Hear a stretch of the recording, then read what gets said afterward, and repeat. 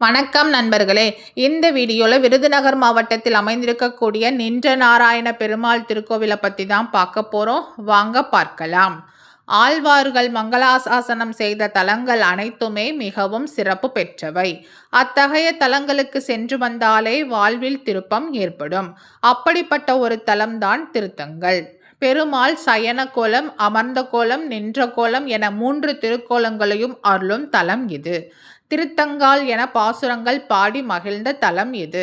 பூதத்தாழ்வாரும் திருமங்கையாழ்வாரும் இக்கோவிலை மங்களாசாசனம் செய்துள்ளார்கள். சிவகாசியிலிருந்து சுமார் 4 கிலோமீட்டர் தொலைவில் இருக்கிறது திருத்தங்கள். ஊரின் மத்தியில் சிறிய மலை மேல் அமைந்துள்ளது ஸ்ரீ நின்ற நாராயண பெருமாள் திருக்கோவில்.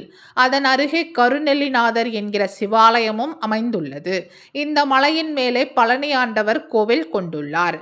நின்ற நாராயண பெருமாளுக்கு துணையாக ஸ்ரீதேவி, பூதேவி, நீலாதேவி, ஜாம்பவதி ஆகிய 4 நாச்சியார்களும் உடன் பேரன் அனிருத்தன், அவரின் மனைவி உசை, அருணன், மார்க்கண்டேயர், பிருகு முனிவர் ஆகியோர் கருவறையில் காட்சி தருகிறார்கள். இப்படி ஒரு காட்சியை வேறு தலங்களில் காண்பது அரிது.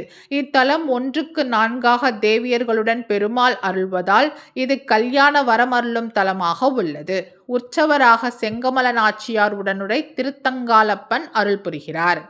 ஒருமுறை ஸ்ரீதேவி, பூதேவி, நீலாதேவி என்ற மூவருக்கிடையே யார் சிறந்தவர் என்ற சர்ச்சை எழுந்தது.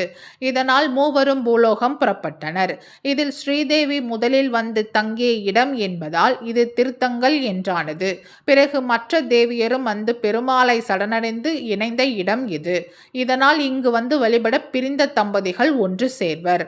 அவர்கள் பிணக்குகள் மாறி ஒற்றுமை கூடும் என்கிறார்கள் பக்தர்கள். மேலும் இங்குதான் பெருமாள் ஜாம்பவதியை மணந்து கொண்டார் என்கிறது தல வரலாறு. திருமகளை செங்கமல தாயாராக இங்கு அவதரித்து பெருமாளை மணந்தார் என்றும் கூறுகிறது.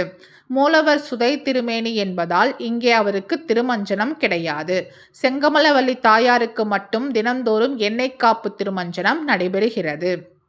செங்கமல தாயார் வேறெங்கும் காண முடியாத அளவுக்கு நின்ற திருக்கோலத்தில் தனிச்சன்னதியில் 6 அடி உயரத்தில் எழுந்தருளி அருள் பாலிக்கிறார்.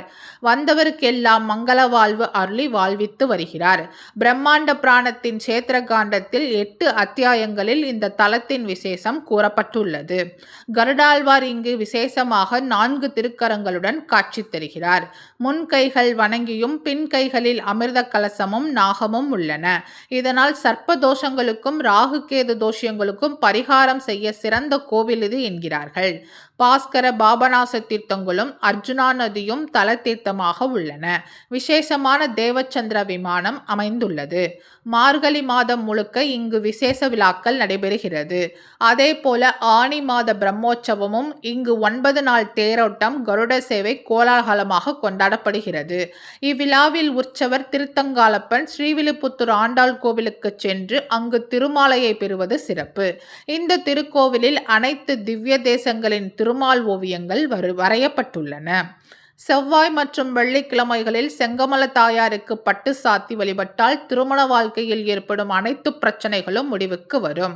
தாயாரின் விக்கிரகம் பிரம்மாண்டம் என்பதால் 9 கஜ புடவை வாங்கி வர வேண்டும் என்பது முக்கியம். புடவை சாத்தி வழிபட்டால் எந்த கோரிக்கையையும் 48 நாட்களில் இந்த தாயார் நிறைவேற்றி விடுவாள் என்கிறார்கள் பக்தர்கள். இத்தகைய சிறப்புகளை உடைய பெருமாள் தலத்துக்கு ஒரு முறை சென்று வாருங்கள். அந்த பெருமாளின் அருளால் உங்கள் வாழ்வு நலமாகும், வளமாகும். இந்த வீடியோ உங்களுக்கு பிடிச்சிருந்தா லைக் பண்ணுங்க, ஷேர் பண்ணுங்க, சப்ஸ்கிரைப் பண்ணுங்க. மறக்காம அடுத்து எந்த கோவிலை பத்தி பார்க்கலான்றத கமெண்ட்ல சொல்லுங்க. நன்றி மக்களே.